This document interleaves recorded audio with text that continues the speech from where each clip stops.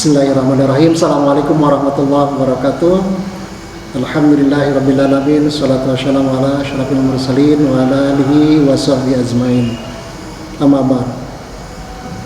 Alhamdulillah hari ini kita bisa bertemu dalam acara Smart Trend tahun 2021. Bagaimana anak-anakku hari ini, sehat semuanya?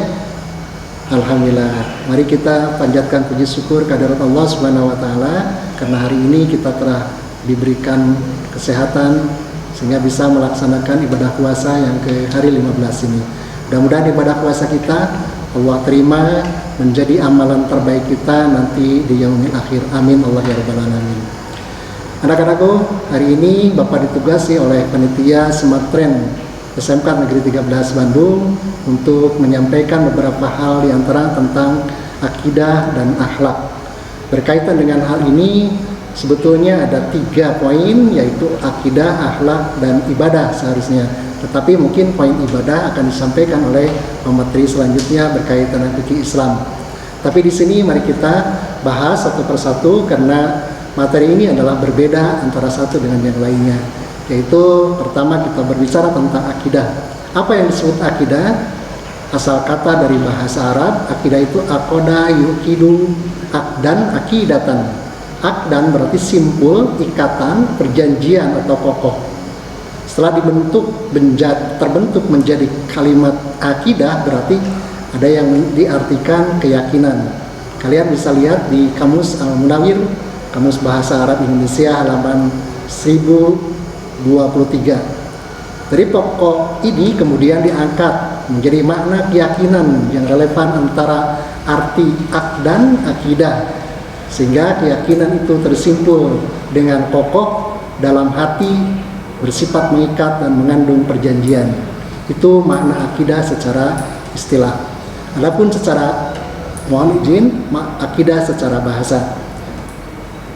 Jika akidah itu diartikan secara istilah, ini ada beberapa pendapat diantaranya Hasan Al-Banna menyebutkan akidah jamanya aqaid. Akidah berarti perkara yang wajib diyakini kebenarannya oleh hati, mendatangkan ketentraman jiwa dan menjadi keyakinan yang tidak campur sedikit pun dengan keraguan-raguan. Artinya keyakinan ini menjelma dalam hati kita, bulat, teguh untuk meyakini adanya sesuatu. Misalnya kita yakin kepada Allah, berarti tidak ada keraguan lagi bahwa Allah itu adalah satu-satunya Tuhan yang Maha Esa. Kemudian Syekh Tahir bin Saleh Al-Jaziri mengatakan akidah adalah beberapa perkara yang diyakini oleh pemeluk Islam, di mana mereka membenarkan dengan mantap. Jadi intinya akidah itu adalah satu keyakinan dalam diri kita, dibenarkan dalam hati sehingga hati itu merasa mantap akan hal tersebut. Kemudian Syekh Abu Bakar Al-Jabir Al-Jairi juga mengatakan tentang akidah. Akidah itu adalah kebenaran yang dapat diterima secara umum oleh manusia berdasarkan akal, kemudian wahyu, kemudian fitrah. Kebenarannya dipatrikan oleh manusia dalam hati serta diyakini kesariannya dan kebenarannya secara pasti, dan ditolak segala sesuatu yang bertentangan dengan kebenaran itu. Jadi artinya akidah itu sendiri jadi sudah yakin mantap dalam hati sehingga hati kita tidak tergoyahkan dengan apapun. Itu akidah secara istilah. Mari kita lihat apa yang istilah lain secara akidah. Istilah lain secara akidah hampir sama dengan istilah akidah atau nama lain seperti iman. Mana iman sendiri adalah ma'rifatul bil qalbi wa qaulun bil lisan wa amalun bil arkan. Arti akidah atau dipersamakan dengan iman itu adalah meyakini dengan hati, mengucapkannya dengan lisan, terus berperilaku dengan anggota badan kita, berperilaku dengan tindakan kita, itu yang disebut iman. Kemudian dikatakan tauhid, bisa juga tauhid. Tauhid itu adalah mengesahkan Allah. Kita yakin bahwa tidak Tuhan selain Allah dan Allah adalah satu-satunya Tuhan yang wajib kita sembah. Kemudian ada lagi namanya usuluddin akidah itu. Usuluddin adalah asal-usul atau dasar-dasar agama. Itu juga bisa dimaknai akidah menurut beberapa ilmu ahli kalam. Kemudian ada juga yang disebut akidah itu adalah ilmu kalam. atau kepercayaan tentang agama. Kemudian adalah fikih akbar, dikatakan juga bahwa akidah itu disebut fikih akbar. Anak-anakku sekalian, kalau kita pengertiannya juga, kalau disatukan dengan akidah Islam, maka akidah adalah suatu cabang keilmuan terapan yang wajib diketahui dan dipahami oleh seluruh umat Islam sebagai pengajaran akan pokok keimanan yang membentuk dalam keyakinan, sehingga makna akidah adalah berpengaruh dan menggerakkan seseorang untuk lebih bersemangat di dalam upaya mengisi hidup sebagai bekal menempuh perjalanan setelah kematian nanti. Jadi kemantapan hati kita, sehingga hati kita diyakini, sehingga terus diucapkan, kemudian dilakukan dengan tindakan untuk mencapai, melaksanakan sebagai hamba Allah, melaksanakan sebagai kewajiban kita, yaitu kewajiban terhadap Tuhan Yang Maha Esa, yaitu Allah Subhanahu wa Ta'ala. Anak-anakku, mari kita lihat apa dasarnya akidah Islam. Akidah Islam tentunya punya dasar, yaitu bersumber dari Al-Quran dan Hadis. Firman Allah Subhanahu wa Ta'ala dalam surat Al-Baqarah, Rasul Muhammad beriman kepada apa yang telah diturunkan kepadanya Al-Quran dari Tuhannya. Demikian pula orang-orang yang beriman. Semua orang yang beriman pada Allah, malaikat, kitab-kitab, Rasul, dan mereka berkata, kami tidak membeda-bedakan antara seorang pun dari Rasul-Rasulnya, dan berkata, kami dengar, kami taat, ampunilah kami ya Rabb, dan kepadamu lah ya Rabb tempat kami kembali. Kemudian sabda Rasulullah SAW, kalau diterjemahkan, telah kutinggalkan kepadamu dua pedoman. Jika kamu tetap berpegang kepada keduanya, kamu tentu tidak akan tersesat selamanya, yaitu kitabullah atau Al-Quran, sunnah Rasulullah atau Al-Hadis. Hadis ini diriwayatkan dari Bukhari dan Muslim. Anak-anakku, kalau kita melihat dari akidah itu adalah ada prinsipnya. Bagaimanakah prinsipnya? Yang satu, akidah adalah menumbuhkan dan membina dasar ketuhanan yang terdapat dalam jiwa manusia sejak lahir. Jadi artinya akidah itu sudah melembaga dalam jiwa kita dari sejak lahir. Baik itu adalah dilahirkan dari orang non-muslim maupun seorang muslim itu sendiri. Maka akidah juga bisa disebut sebagai sesuatu yang diwahyukan oleh Allah. Kemudian akidah juga pada dasarnya tidak berbeda-beda dengan akidah yang diajarkan oleh para nabi terdahulu. Jadi akidah ini dari sejak Adam sampai Nabi Muhammad SAW adalah sama, yaitu akidah Islam. Prinsip yang keempat adalah meluruskan akidah yang telah diselewengkan. Selanjutnya, menghindarkan manusia dari kemusyrikan. Ini yang disebut prinsip akidah Islam. Anak-anakku sekalian, semoga Allah merahmati kita semua. Kita lanjutkan bahwa akidah itu sendiri adalah segala hal yang bicarakan tentang hubungan antara rukun iman dalam Islam. Rukun iman sebagaimana kita ketahui ada 6, yaitu sebagaimana hadis Rasulullah SAW ketika Nabi SAW ditanya oleh malaikat Jibril mengenai iman, sehingga Rasulullah SAW menjawab dalam sabdanya bahwa iman itu adalah engkau beriman kepada Allah, kepada para malaikatnya, kitab-kitabnya, rasul-rasulnya, dan hari kiamat, dan juga engkau beriman kepada qada dan qadar atau takdir baik dan buruk. Hadis riwayat Bukhari. Jadi kalau kita simpulkan, akidah itu adalah satu keyakinan dalam hati kita, terus dibenarkan oleh hati kita, kemudian diucapkan oleh lisan kita, kemudian dilakukan oleh perilaku dalam kehidupan sehari-hari untuk mengenal diri kita kepada Allah Subhanahu wa Ta'ala, bahwa Allah adalah satu-satunya Tuhan yang Maha Esa dan Tuhan yang wajib kita sembah, Tuhan yang wajib kita tuju, sebagaimana kewajiban kita, wa ma khalaqtul jinna wal insa illa liya'budun. Allah mewajibkan kepada kita bahwa kita diciptakan oleh Allah itu adalah hanya untuk mengabdi kepadanya. Itulah yang disebut akidah atau akidah Islam. Kemudian mari kita bahas bagaimanakah tentang akhlak. Berkaitan dengan akhlak, Sebagaimana Allah Subhanahu wa taala berfirman dalam surat Al-Qalam ayat 4, "Wa innaka la'ala khuluqin azim." Bahwa sesungguhnya engkau Muhammad berperilaku atau mempunyai akhlak yang agung.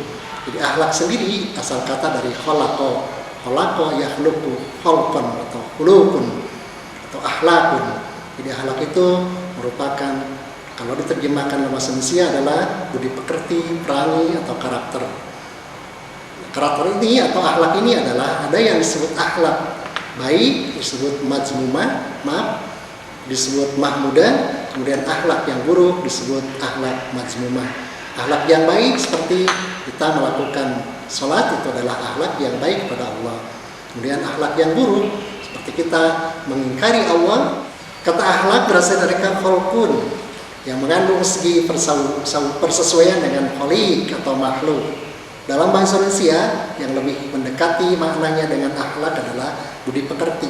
Budi pekerti maupun akhlak mengandung makna yang ideal, tergantung pada pelaksanaan atau penerapannya melalui tingkah laku yang mungkin positif atau baik, seperti amanah, sabar, maaf, rendah hati, dan lain-lain. Mungkin pula negatif atau buruk, seperti sombong, dendam, dengki, dan khianat. Itulah yang disebut akhlak atau khulqun. Akhlak juga adalah kelakuan atau tingkah laku dari hasil perpaduan antara hati nurani, pikiran, perasaan, bawaan, dan kebiasaan yang menyatu dan membentuk suatu kesatuan tindak lanjut yang dihayati dalam kenyataan hidup sehari-hari. Anak-anak sekalian, Rasulullah SAW adalah suri tauladan yang selama ini beliau memberikan contoh akhlak yang baik. Seperti dalam Al-Quran disebutkan bahwa Rasulullah adalah, dan engkau Muhammad sungguh memiliki akhlak yang agung, sebagaimana tadi disebutkan dalam surat Al-Qalam ayat 4. Kalau demikian, bahwa akhlak Rasulullah SAW adalah akhlak Al-Quran. Sebagaimana Aisyah ditanya oleh sahabat Nabi, bagaimanakah akhlak Rasulullah SAW? Aisyah menjawab, khuluqul Quran. Akhlak Rasulullah adalah Al-Quran. Boleh jadi Al-Quran adalah, Rasulullah SAW adalah model daripada Al-Quran. Jadi suatu perbuatan yang mau disebut semacam akhlak jika memenuhi syarat. Pertama, dilakukan berulang-ulang sehingga hampir menjadi kebiasaan. Itu yang disebut akhlak. Kemudian akhlak timbul dengan sendirinya tanpa pertimbangan yang lama dan dipikir-pikir terlebih dahulu. Jadi secara garis besar akhlak dibagi menjadi dua. Akhlak terhadap Allah, akhlak terhadap makhluk atau sesama ciptaan Allah Subhanahu wa taala. Akhlak terhadap makhluk dibagi dua, yaitu akhlak terhadap manusia, makhluk sesama, dan akhlak terhadap bukan manusia. Akhlak terhadap manusia juga bisa dibagi menjadi dua, yaitu akhlak terhadap diri sendiri dan akhlak terhadap orang lain. Akhlak bukan manusia dibagi menjadi akhlak terhadap makhluk hidup bukan manusia, seperti akhlak terhadap tumbuh-tumbuhan atau flora, dan akhlak terhadap hewan atau fauna. Kemudian akhlak terhadap makhluk mati bukan manusia, seperti akhlak terhadap tanah, air, udara, dan sebagainya. Akhlak terhadap manusia dan bukan manusia kini disebut akhlak terhadap lingkungan hidup. Nah, karena itu kita wajib menjaga lingkungan hidup kita. Itu adalah merupakan akhlak. Lalu perbandingan bagaimana ukuran baik dan buruk akhlak dengan yang lainnya. Di perkataan akhlak sering juga disamakan dengan kesusilaan. Tadi sudah disampaikan ya, sopan santun. Bahkan supaya kedengaran lebih modern dan mendunia, perkataan akhlak sering diganti dengan kata moral atau etika. Moral berasal dari bahasa Latin yaitu mores, artinya kata maos, yang berarti adat kebiasaan. Dalam kamus bahasa Indonesia, moral artinya ajaran tentang baik buruk yang diterima umum mengenai perbuatan, sikap, kewajiban, budi pekerti, dan akhlak. Moral secara istilah adalah digunakan untuk menentukan batas suatu sifat, perangi, kehendak, pendapat, perbuatan yang layak dikatakan bahwa itu adalah benar atau salah, baik atau buruk. Ini yang disebut akhlak. Kemudian apa yang disebut etika? Etika ini adalah berasal dari kata Yunani, artinya ethos, berarti kebiasaan. Yang dimaksud adalah kebiasaan baik atau kebiasaan buruk. Umumnya kata etika diartikan sebagai ilmu. Makna etika dalam kamus bahasa Indonesia, ilmu tentang apa yang baik dan apa yang buruk, dan tentang hak dan kewajiban moral atau akhlak. Oleh karena itu, anak-anakku, apa yang disebut akhlak dalam Islam? Islam berbeda tentunya memandang moral dan etika. Perbedaan ini dilihat dari sumber yang menentukan mana yang baik dan mana yang buruk. Yang baik menurut akhlak adalah segala sesuatu yang berguna, yang sesuai dengan nilai dan norma agama. Nilai dan norma agama tersebut terdapat di dalam masyarakat, bermanfaat bagi diri kita dan orang lain. Sedangkan yang buruk adalah segala sesuatu yang tidak berguna, tidak sesuai dengan nilai dan norma agama, serta nilai norma masyarakat yang merugikan masyarakat dan diri sendiri. Yang menentukan baik dan buruk suatu sikap yang melahirkan perilaku atau perbuatan di dalam agama dan ajaran adalah Al-Quran yang menjelaskan dan dikembangkan oleh Rasulullah SAW yang berupa sunnah beliau yang kini dapat dibaca dalam kitab-kitab hadis tentunya. Yang menentukan perbuatan baik dan buruk dalam moral, etika, adat istiadat, pikiran manusia dalam masyarakat pada satu tempat di suatu masa dipandang sumbernya adalah akhlak Islami, bersifat tetap, berperilaku untuk selama-selamanya. Sedangkan moral etika berlaku selama masa tertentu di suatu tempat tertentu, konsekuensinya akhlak Islam bersifat mutlak, sedangkan moral dan etika bersifat relatif. Nah, inilah yang perbedaan antara akhlak secara pandangan umum dan akhlak terhadap pandangan secara Islam. Jadi kalau akhlak pandangan menurut Islam adalah bersifat mutlak, sedangkan pandangan di lain selain Islam seperti moral atau etika bersifat relatif atau nisbi. Demikian, mudah-mudahan bermanfaat untuk kita semua. Untuk pelajaran hari ini kita tutup, mudah-mudahan Allah tetap melindungi kita dalam masa pandemi ini, kita diberikan kesehatan tentunya dan bisa melakukan ibadah saum dengan sempurna sehingga sampai di penghujung di bulan Ramadan ini. Terima kasih, mohon maaf. Assalamualaikum warahmatullahi wabarakatuh.